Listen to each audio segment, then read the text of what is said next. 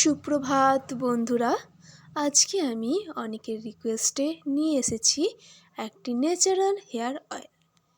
তো পুরোটাই আমাদের ঘরোয়া পদ্ধতিতে তেলটি তৈরি করেছি।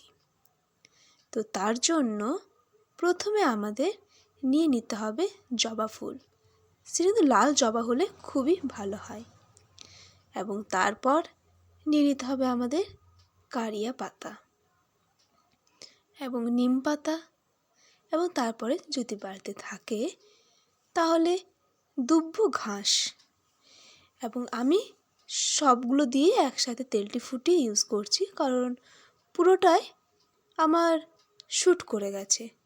আপনারা প্রথমে একটি একটি ঘরোয়া জিনিস দিয়ে তেলটি ফুটিয়ে আগে ইউজ করবেন।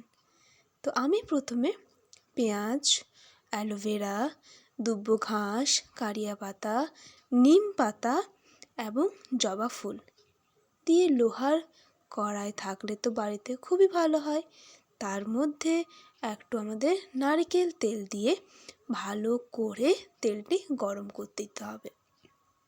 গরম হয়ে গেলে তার মধ্যে প্রথমে দিয়ে দিলাম আমি যেরকম পেঁয়াজ, অ্যালোভেরা, নিম পাতা, দুব্বো ঘাস, জবা ফুল, কারিয়া পাতা, মেথি এবং কালো জিরে দিয়ে আমাদের ভালো করে ফুটতে দিতে হবে।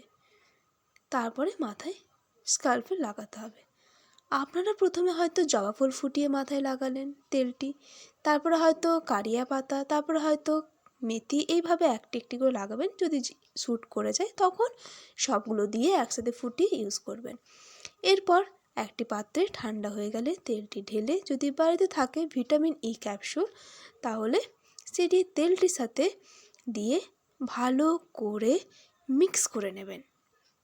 মিক্স করে আমাদের চুলের গোড়ার থেকে ডগা পর্যন্ত ভালোভাবে চুলে ঘষে ঘষে মাসাজ করে আপনি লাগাবেন।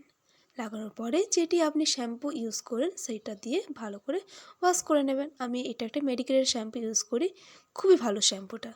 Thanks for watching.